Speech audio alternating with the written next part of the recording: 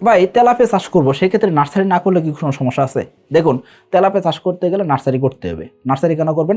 ছোট পোনা কিনে নিয়ে আসছেন, এই পোনাগুলো যখন চাষে দিবেন সেই ক্ষেত্রে মাছের সাইজ হবে ছোট বড়। তাহলে আপনার কি করা উচিত?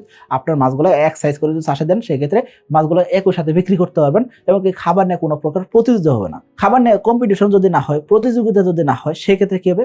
সকল মাছের রেজাল্ট একসাথে আসবে এবং কি সকল মাছ একসাথে বিক্রি করতে পারবেন। তাহলে অবশ্যই আপনি লাভবান হতে পারলেন।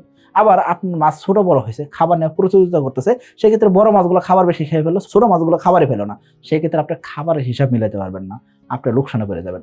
এই জন্য বলবো, তেলাপিয়া চাষ করতে গেলে অবশ্যই আপনাকে নার্সারি করতে হবে। এখন নার্সারিটা আপনি কি মনে করবেন?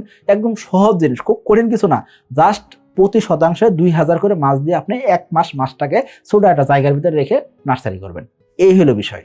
আশা করি বুঝতে পারছি। সো বড় পুকুরে যেমনি খাবার দিতেন, ছোট পুকুরে একইভাবে খাবার দিবেন। তবে ছোট পুকুরে ছোট মাছ দিতেও এই মাছগুলো বারবার খিদা লাগে। সো এদেরকে আপনাকে বারবার খাবার দিতে হবে। দিনে 5 বেলা 6 বেলা পর্যন্ত খাবার দেওয়া লাগতে পারে। এই জন্য বড় পুকুরে সরাসরি চাষে না দিয়ে ছোট পুকুরে ছোট পোনাগুলোকে নার্সারি করতে বলা হয়।